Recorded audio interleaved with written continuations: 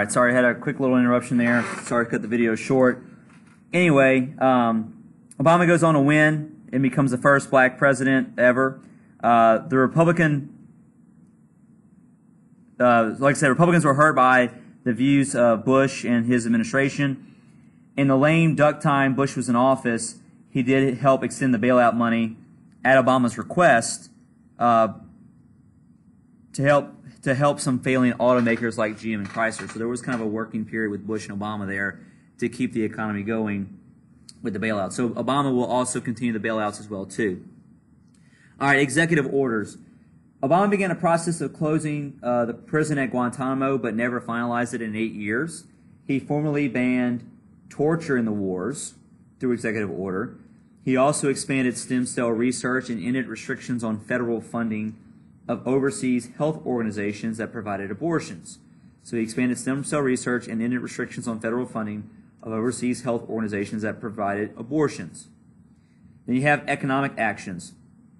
One of Obama's first reactions to everything was to offer a $780 billion stimulus package to the American public. So the stimulus package was the idea of like, just give everybody in America money and use that money to go spend it on whatever they want. So this was a massive stimulus package where everybody would get a check and you better go spend that money on whatever you wanted, $500 about how much everybody got. You go buy whatever you saw fit. The idea was that it would help the economy grow and prosper.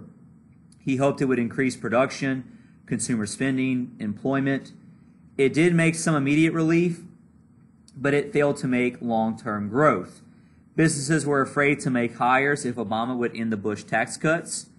It did dramatically increase the deficit too. So in addition to the wars on terror and now the bailouts, now you also have the stimulus package, which is supposed to be good for the people with their budgets, but it also does dramatically increase the deficit and the debt. Obama also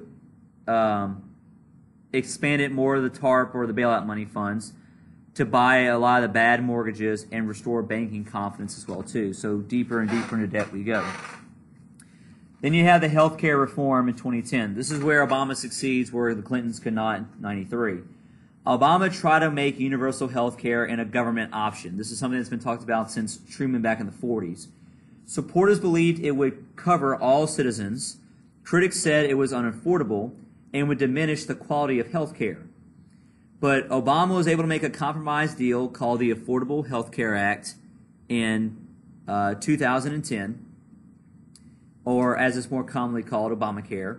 It requires U.S. citizens to have health care coverage or they pay a penalty on their annual income tax report. So if you don't have health care coverage, you will pay a penalty. It also requires larger businesses to offer a health care plan to employees.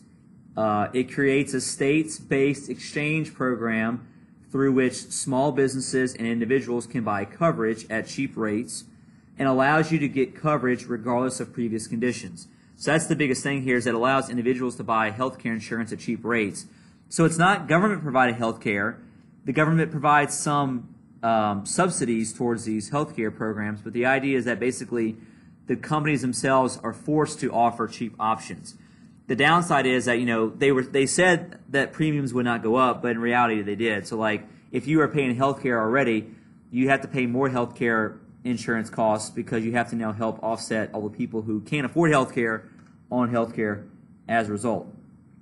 So it did result in some higher subsidies, increased taxes, and some states opted out of this program. And so the most direct effect of the whole health care situation is that it does result in Republicans gaining control of the House of Representatives in 2010 and eventually to the Senate takeover in 2014. On the left, so that's kind of the end of the health care reform in 2010. Obamacare has been kind of gutted in the past few years. Trump has been doing some things to dismantle some of the provisions of it, like you don't have to have the requirement fee anymore. So if you don't have health care, there's no fee to pay as right now. But it's one of those things that's not 100% settled yet as of 2018. All right, protests. The Tea Party and Occupy Wall Street. Due to the stimulus package passage and the health care passage, conservatives, especially conservative Republicans, formed this offshoot group called the Tea Party. They wanted to stop federal control over the economy and restore more liberties. They were tired of all the massive spending that the government was doing with Obama, with the bailouts, the stimulus package, and health care, and they wanted a much more fiscal, responsible government. This group became so influential, they helped get a lot of Republicans in office in 2010. The downside is that these guys are very hardcore conservatives. Like, they're very unwilling to pass anything that doesn't cut government spending, period. Which is one of the reasons why today the Republican Party is so divided, because you have, like, moderate Republicans, but then you also have a lot of Tea Party Republicans from across the country who are unwilling to compromise about anything about spending more money, which is one of the reasons why Trump, who's Republican, can't get the Republican Congress to pass him the bills that he wants, because of the division with the Tea Party and the moderates currently in 2018. It also helped get Republicans in control of the House of Representatives in 2010 and the Senate being taken over by Republicans in 2014 and maintaining that control in 2016. On the left, in 2011, you had protesters who did the Occupy Wall Street movement. These are extreme liberals who, a lot of young people typically too, who went out and protested Wall Street in New York, attacking corporate greed, inequality, and inability of federal government to relieve suffering. This was the whole 1% versus 99%. They didn't like things like cuts to education, reduce social services, a decaying infrastructure, and high student loan debts. They basically felt like the government should do more to oversee businesses, CEOs, and salaries and those kind of things, to make sure they pay fairer prices, that people, have more money to be able to, go to college with, or basically student loans get forgiven. The idea of free college comes up in this time period, those kind of things. But it's a lot of young people who protest. Their movement doesn't last as long as Tea Party does, but their ideas still hang around. Like, Bernie Sanders basically runs off a lot of the concepts of of the Occupy Wall Street, where there should be more government regulation, more socialist-like control, student loan forgiveness, free college, those kind of concepts. All right, the BP oil rig disaster in 2010. So this becomes the newest, biggest man-made natural disaster when you had a BP oil rig explode in the Gulf of Mexico in 2010, creating a massive environmental disaster off the coast of Louisiana. In 2011, we also found Osama bin Laden finally in Pakistan. So Obama sent in Navy SEALs to take out Osama bin Laden and kill him in his compound, and also along with other Al-Qaeda leaders in 2011. So as of May of 2011, Osama bin Laden is killed and he was buried at sea. And so but we still fight with Al-Qaeda even today. Then you had this series of uprisings in the Middle East called Arab Spring in 2011.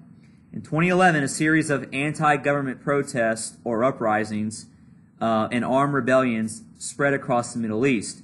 Various countries had wildly different outcomes as a result, but it's this big, pro-democratic uprising that took place in the Middle East in 2011.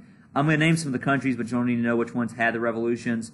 Tunisia, Egypt, Libya, Syria, Yemen, Bahrain, Jordan, Saudi Arabia. Many faded by mid-2012, as many were met with violent responses by authority figures. Only Tunisia successfully transitioned to a democratic government as a result. But you do see a lot of countries like Egypt and Libya try to, have these revolutions, and it leads to a couple of years of violence as a result. Also, in the middle of all this, we do withdraw out of Iraq, so we get out of Iraq by 2011. Bush had promised to get out of Iraq by 2011 in 2008, and Obama did it by December of 2011. So we did get out of Iraq by 2011, but of course we know that it doesn't leave Iraq in a great state, and eventually you do have ISIS form in northern Iraq. Then you had the controversial Benghazi attack at the embassy in Libya in 2012. U.S. Ambassador Chris Stevens and other aides were killed in an attack on an embassy in Benghazi in Libya at a CIA outpost. U.S. officials initially described the event as spontaneous, but later events showed it was premeditated. No direct connection was made between Al-Qaeda and other terrorist organizations at the time. The State Department had denied extra support before the attack. So Chris Stevens and his group had requested Marine support days before the attack happened, and the support never came. It was denied by the State Department under Secretary of State Hillary Clinton. U.S. forces were prosecuted and later captured members. U.S. forces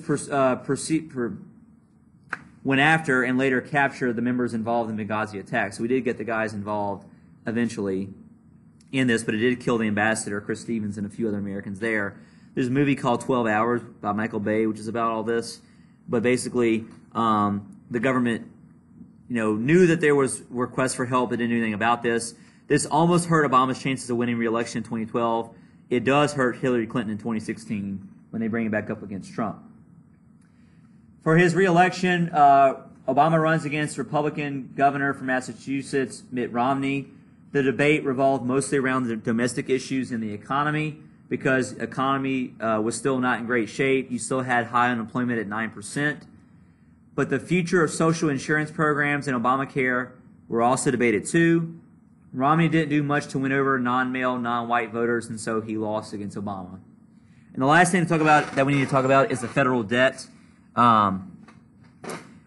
Clinton, basically, the debt had declined under Clinton, but under Bush in the 2000s increased with the tax cuts and the two wars and the bailouts, and the national debt increased dramatically even more with Obama, with the recession, the stimulus package, the bailouts, Obamacare, taxes, and so we go from about $4 or $5 trillion in 2000 to about $20 trillion by 2018, which is where it currently sits today. So that's where we're going to stop with Obama and the material you need to know for the test for the EOC. There's some other things to be aware of as well that we're just not really going to have time to go into. But just kind of be aware that technology has become a much bigger role in our society today. Like, for example, in the 2008 election with Obama, you're going to have social media play a big role in his campaign. Like today, 2018, 2012, 2016, social media, internet creates this big influence over young people. Like Obama got a lot of young voters in 2008 because of things like social media, Twitter and Facebook and so forth. I'm going to skip over LGBT and go to like AIDS and cancer research because these do come up. The number 2 killer of Americans in U.S. history has been cancer, and we've given like hundreds of billions of dollars towards cancer research in American history to try to fix cancer. We're still working on that today. AIDS research has been big since the 80s. Because AIDS comes from this HIV virus, and AIDS originally was thought to be something only homosexuals got, which that was a lot of misinformation. People don't understand how you got AIDS, but AIDS, is transmitted through bodily fluids, right? You have to exchange bodily fluids, essentially dirty needles or blood transfusions to get AIDS or HIV, and we now have a lot of procedures to slow down HIV and AIDS progression, but we still haven't found a cure for cancer or AIDS. But those of AIDS and cancer have been two things that popped up in the EOC before, so that's why I brought it up. Everything else, don't worry about. You should be okay for the test. That's it. Have a good week and weekend. See you when I get back next week.